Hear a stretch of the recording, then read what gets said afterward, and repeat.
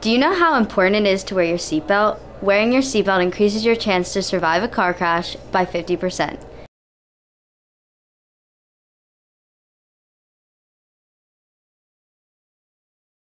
On March 9, 2010, Kevin and Brian were driving home from their high school football game when they lost control and hit a telephone pole.